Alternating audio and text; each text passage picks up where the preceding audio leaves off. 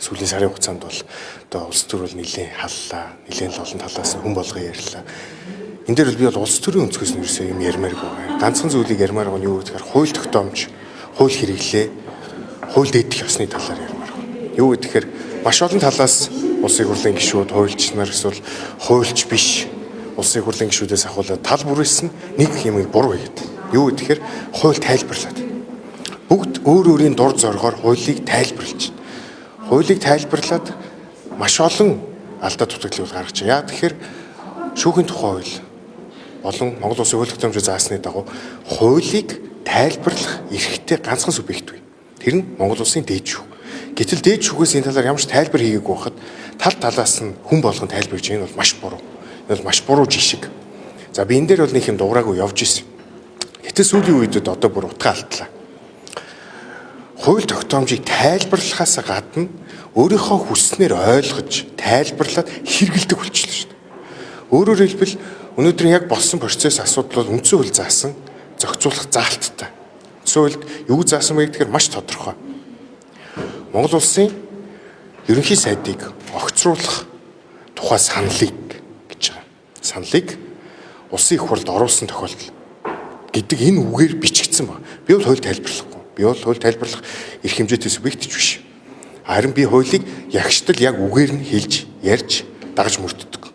Тэгэхээр энэ зарчмынхаа хүрээнд ерөнхий сайдыг огцруулах асуудлыг л улсын хурлын нэгдсэн чуулганд оруулах ёстой болохоос улсын хурлын даргаыг огцруулахгүй тухай асуудлаар гэдэг ч юм уу. Эсвэл саналын томьёолыг өөрсдөө зохиож оруулна гэдэг бол өөрөө цэвэр үндсэн хуулийг зөрчиж байгаа асуудал.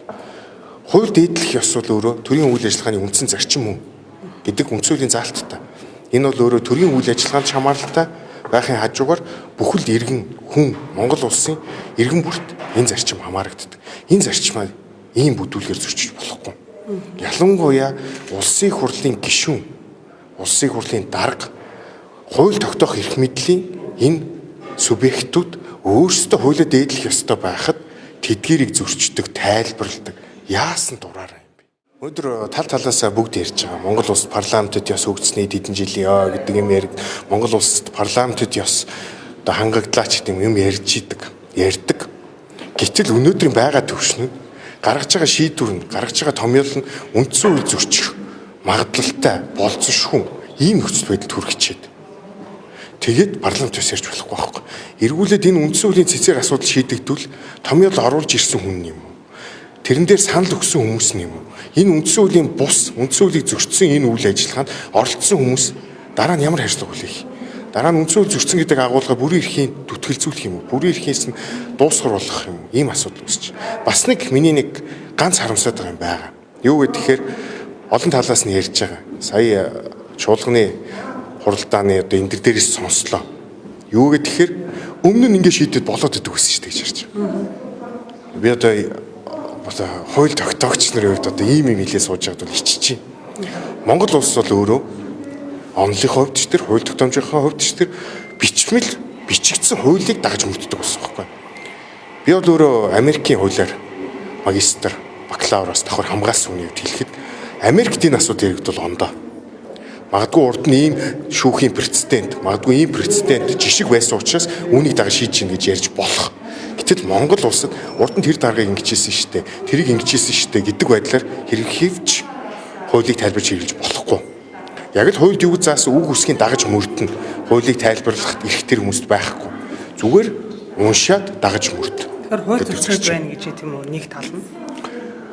Тий. Ерөөсөө ганцхан зарчим нь юу гэхээр Монгол улсын үндсэн хуулийг өөрөө зөрчиж байгаа. Үндсэн хууль гэдэг бол өөрөө төрийн эрх мэдлээс ард иргэдийг хамгаалах зорилгоор анх гарч ирсэн бичиг баримт. Гэтэл энийг эргүүлээд өөрсдийнхөө хувийн албан тушаалын ашиг сонирхлын үндсээр ашиглах нь маш буруу гэдэг зарчим.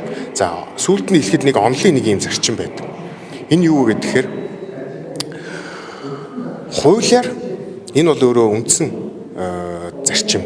Ямар зарчим бэ гэхээр хуулиар зөвшөөрснөөс бусдыг хориглох зарчим өөрөө нийтийн эрх зүйн үйлчилдэг. Энийг л ойлгох хэрэгтэй. Хуульд юу заасан бэ? Түүнийг хэрэглэн хуулиар зохицуулаагүй харилцааг төрийн буюу одоо нийтийн эрх зүйн зарчмын хүрээнд бол бүгдийг хоригддаг зарчим. Харин иргэд хоорондын буюу өөр эрх зүйн зарчим дээр нийтийн бус эрх зүйн зарчим дээр буюу хувийн эрх зүйн зарчим дээр харахаар хуулиар хоригдсоос бусдыг зөвшөөрдөг зарчим үйлчилдэг. Гэтэл хуулиар маш тодорхой заасан байгаа энэ зохицуултыг зөрчөөд хуулиар зохицуулаагүй юм чи бид нар дураараа ингэж хэрэгжилж болно гэж тайлбарлаж байгааг бол улсын их хурлын өндөр дээрээс харахад бол үнэхээр хуульчийн хувьд бол ичгүрт ийм асуудал. Монгол улсын хууль тогтоомж, хууль тогтоох эрх мэдлөөр энэ төвшөнд хүрсэнд би бол үнэхээр гутарж байна. Энэ өгүүлэлт. Тийм учраас би зүгээр бүх цаашид энэ асуудлаар, улс төрийн асуудлаар аливаа асуудлыг ярих хүмүүст ганцхан юмыг зөвлөе гэж бодож байгаа. Хуулийг бити дураараа тайлбарлаа. Хуулийг унш, хуулийг үг өсөггүй ягштал дагаж мөрд. Энэ бол Монгол улсын иргэн, Монгол улсын бүхий л албан тушаалтан тэр байтугай ерөнхийлөгчд хүртэл хамааралтай үг шүгдийг хэлж дуусгая.